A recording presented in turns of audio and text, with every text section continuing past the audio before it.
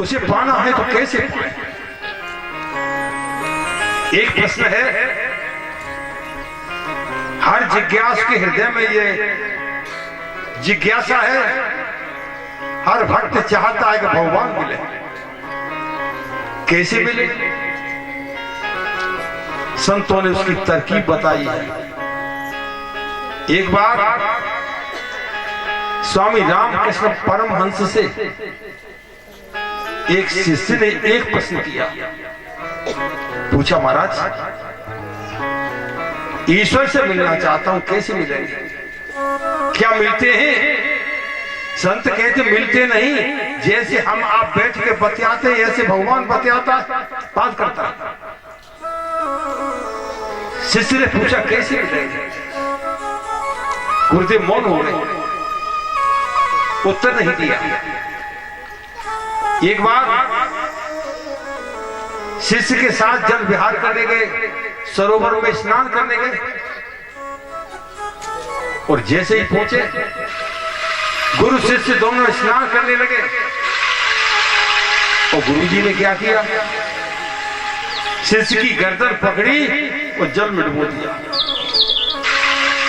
गर्दन पकड़ के जल में डुबोया और इतनी देर तक डुबोए रहे कि छटपटाने लगा। जब ये प्रतीत हुआ कि इसकी मौत हो जाएगी, जैसे ही छोड़ा तो डूबे हुए को आपने देखा है, निकलता है तो मुंह फाड़ के लंबी सांस लेता है।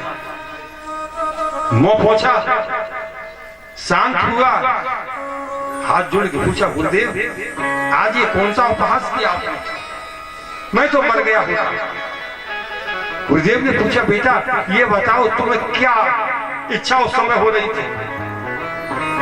उसने कहा केवल एक ही भाव था कि कब मुंह बाहर आए, कब मुंह बाहर आए।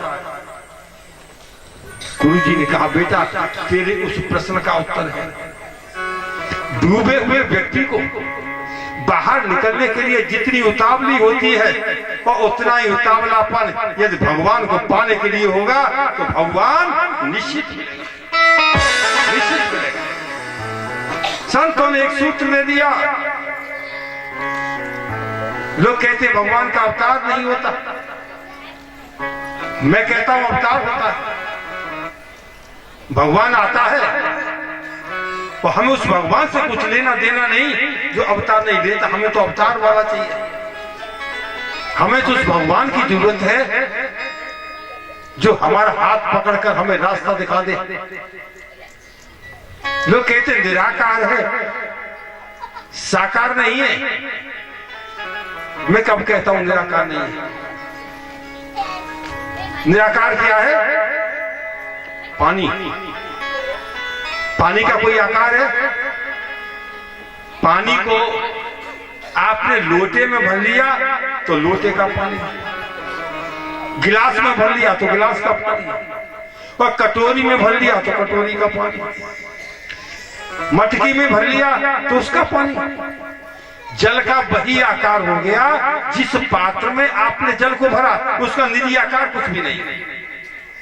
जल का कोई आकार नहीं। नदी में है तो नदी का पानी, समुद्र में समुद्र का पानी, पात्र में आ गया तो उसका रूप ले दिया। भक्तों ने सोचा निराकार से काम नहीं चलेगा। जल में, पानी में बिजली है, पानी से बिजली बन रही है, ये तो ज्ञान है।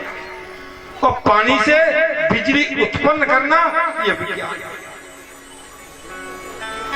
पत्थर में ऊर्जा है, ये ज्ञान है। उसे प्रकट करना विज्ञान है। सृष्टि में ब्रह्म है, ये ज्ञान है। और उसको प्रकट करना ये भक्ति का विज्ञान है। भक्ति के द्वारा प्रकट होता है। आप जल को पकड़ेंगे, पकड़ में आता है, पानी हाथ में तो नहीं आता। आपने मुट्ठी में भरा, निकल गया। कोशिश की, सब निकल गया। धीरे धीरे थोड़ी देर रुकेगा, निकल जाएगा। न उसका आकार है न पकड़ में आता है। तो भक्तों ने सोचा हमें तो पकड़ने वाला चाहिए। तब क्या किया, एक कटोरी ली, श्रद्धा की कटोरी ली और भाव के फ्रिज में रख दी। फ्रिज में रख दी और फ्रिज में कटोरी में पानी रखा है और सुबह तक वही जम के बर्फ बन गया। फिर आप मुट्ठी में ले लेते। भक्तों ने जब जब चाहा, जैसे जैसे चाहा, वैसे वैसे भगवान को पाने की कोशिश की है और भगवान को पाया है। मिलने का एक ही सूत्र दिया, गद गद गिरा नैन बह गिरा। उससे मिलने के लिए हृदय में प्यार, उससे मिलने के लिए अपार प्यार हो, इतना प्यार हो कि प्रेम से हृदय परिपूर्ण हो, कंठ रुक गया, गला रुका हो, आंखों से आंसू बह रहे हो, मुंह से बात नहीं आ रही। जब वो स्थिति होगी, गदगद गिरा नैन बह नीरा, और उस स्थिति में आपके हृदय में निश्चित ही भगवान का अवतार हो जाएगा। बोलिए सच्चिदानंद।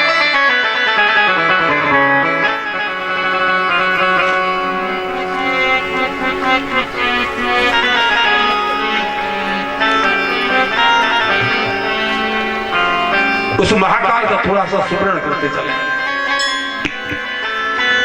कि आशुतोष शिव महाकाल जय, बोलो घट घट वासी की जय, भोले की अविनाशी की। आशुतोष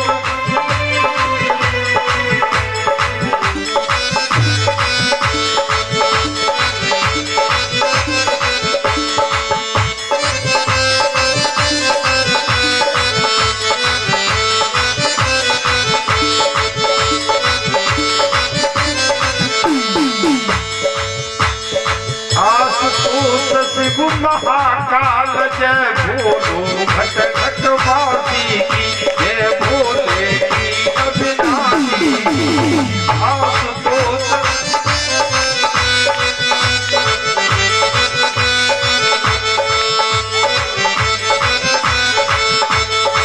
भोले की अविनाशी की जय, जय बोलो घट घट वासी की जय। शिव महाकाल जय, बोलो घट घट वासी की जय, भोले की अविनाशी की।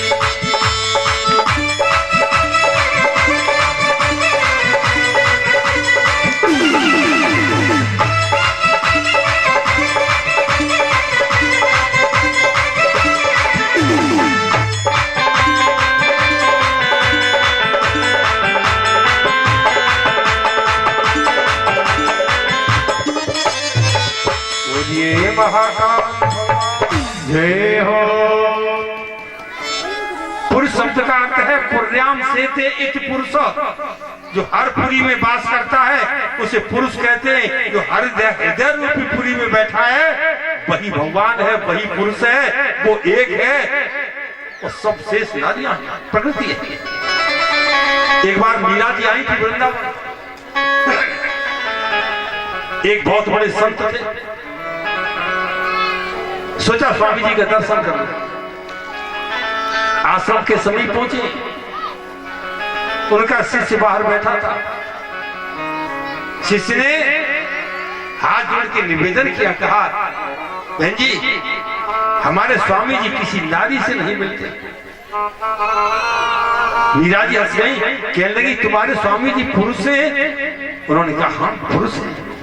मीरा ने कहा मैं तो यही जानती थी कि इस ब्रज में केवल एक कृष्ण पुरुष है, ये दूसरा पुरुष आ गया तो उसके लिए मेरा नमन कह दे। स्वामी जी ने अंदर सुना तो दौड़ के आ गए, मीरा के चरणों में सर रख दिया, कही आज तुमने मुझे सच्चा ज्ञान दे दिया। आप देखें ईश्वर कण कण में है, जीव मात्र का अपमान उस ब्रह्म का अपमान। हम कभी भी इस वाणी से किसी के लिए बुरा न कहें, बुरा न बोले। हम देख लें कि संसार में केवल वही ईश्वर है, ये सारे स्वरूप उस परम पिता परमात्मा के। लेकिन लोगों को अहम होता है, छोटे बड़े का भाव होता है, अपने को ही स्वयं कर्ता मानता है, तब भोक्ता बन जाता है। मराठा सरदार शिवाजी का नाम सुना होगा। एक बार सूखा पड़ गया, लोग भूखों मरने लगे, लोग भूखों मर रहे थे। उसने सोचा अब लोगों को रोजी रोटी कहां से दूं? तो शिवाजी ने एक नए किले की स्थापना कराई। किला बन रहा था, मजदूर काम कर रहे थे, हजारों लोग लगे थे। शिवाजी बैठकर देख रहा था, मन में सोच रहा था आज मैं 1000 लोगों को खाना दे रहा हूं।